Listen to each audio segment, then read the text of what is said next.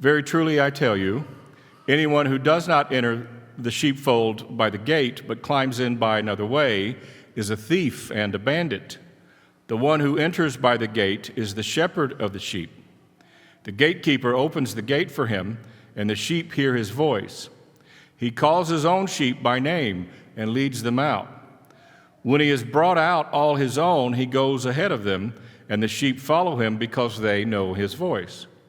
They will not follow a stranger, but they will run from him because they do not understand the voice of strangers. Jesus used this figure of speech with them, but they did not understand what he was saying to them. So again, Jesus said to them, "Very truly I tell you, I am the gate for the sheep. All who come before me are thieves and bandits, but the sheep did not listen to them. I am the gate. Whoever enters by me will be saved and will come in and go out and find pasture.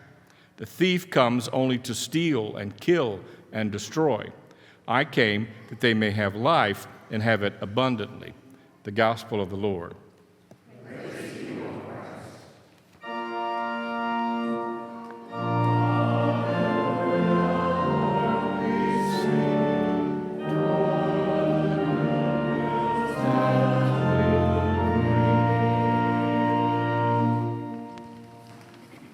Jesus says, "I have come to give you life, that you may have it abundantly." So it's a fair question to ask. What is abundant life? What does abundant life mean to you? What does it look like? In a time when so many things in our world seem topsy-turvy, it's a relevant question. What does an abundant life mean to you? Our unapologetically capitalistic society would tell you that abundance is about amassing stuff, especially money, while the scarcity of necessities is a failure, even a punishment. Amass, acquire, grasp, hold on to what you have so you will never be in need. That is abundance, American style. Recently, we have seen how food benefits for families in need, how health care, especially Medicare benefits, how pensions are under attack, threatened.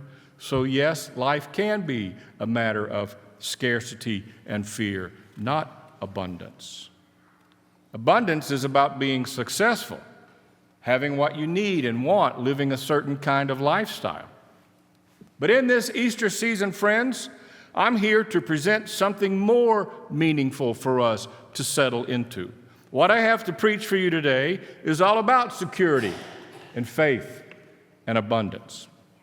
Again, Jesus says, the thief comes in to steal, to kill, and to destroy, but I have come to give you life, abundant life.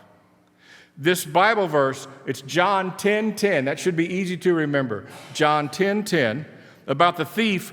It's part of a passage where Jesus is impressing upon the disciples the importance of a deep relationship with him, of living as sheep who know the voice of the shepherd. And Jesus goes into all these details of how sheep follow the shepherd, saying they recognize, they can distinguish his voice from among all the other voices.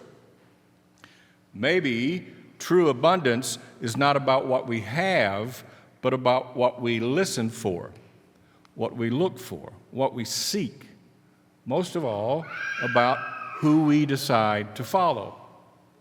I've always liked this saying that Christians don't claim to be better people, we just follow a better master. So Jesus is our master. What does it mean to look for Jesus in a politically divided, agitated country, in a fractured and unstable world? What does it mean to look for the master in the face of job loss, financial insecurity, war, disappointment? What does it mean to look for the master when we have real life questions of survival? One of the gifts of our faith is that we have access to abundance, even in the midst of circumstances that suggest otherwise. When we stay connected to our shepherd, when we attune ourselves to God's activity that's happening all around us, we can be anchored in abundance as a way that helps us navigate a world that at times can be cruel and hostile. One poignant definition describes abundance as overflowing fullness. I like that. Overflowing fullness. Doesn't that sound like a faithful, God-focused life? Overflowing fullness. As Jesus told the disciples, his purpose was to provide access for them to abundant life. I have come that you may have life and have it abundantly. So abundant life is the offer. Our job is to receive it, to take his offer. In our search for this overflowing fullness, let's ask ourselves an important question. Am I prepared? Am I preparing myself for the faith journey? The fuel for the journey, it looks different for each one of us, but here are some suggestions for reconnecting with abundance if we're just not feeling it in our daily lives. 4 simple suggestions for the practice of an abundant life. First, commit to a daily spiritual practice. Should be accessible, spiritually nourishing. It might be a daily devotional reading, an intentional prayer session each morning, a daily Bible reading. A good reading is always Luther's Catechism. Develop a regular daily spiritual practice, even meditation, something that centers you. Second, take an inventory of your support network.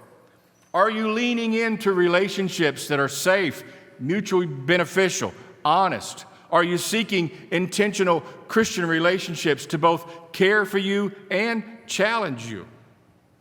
Third, practice gratitude. And I'm not suggesting that you engage in that fake positivity that pretends that everything is well when it's really not. No, this is an invitation to see the good, especially the small blessings of life. Our awareness of the blessings of what's just and good, that in itself is a little act of resistance that helps our determination to work to change what is wrong. We are complex human beings who can hold 2 or more truths at one time. Practice gratitude. And 4th step, make a ripple. Make a ripple.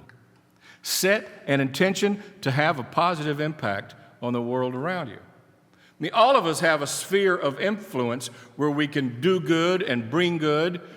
This might be community service, volunteering at church, some sort of political activism, some sort of engagement somehow. It could be vocational activities or committing to show up for individuals in your family or in the church or in your community.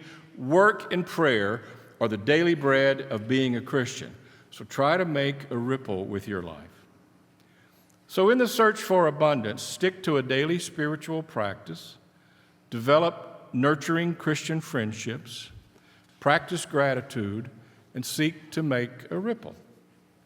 Now, abundance isn't just ours individually, privately, but the relationships we have with God and each other provide being grounded. The spiritual practices that we are committed to help provide sustainability, and the world needs each of us healthy, inspired, whole, and sharing.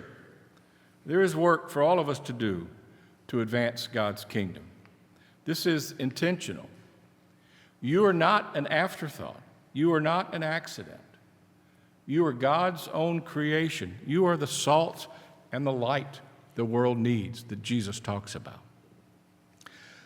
Life's challenges will lie to you. Life's challenges will tempt you to believe that your value is determined by your productivity, by your perfection, by your power, by your perfection. With whispers, doubts, and struggles, they will try to convince you that the world is waiting for someone else to be a spark of hope, the light of justice, the flavor of kindness, the presence of the holy. But it is you. This day, by the power of the resurrection, I am calling you to be light and life and joy, just as you are, overflowing fullness. Do not pretend to be anything other than who you are, that messy, complicated, vulnerable, still forming, beloved you that is still unfolding. We need you. We need you. This church needs you. The world needs you. God needs you. And not for some faraway day, but now. your imperfect attempt, your best guess, your curiosity, your knowledge, your heart, your purpose. Jesus is risen.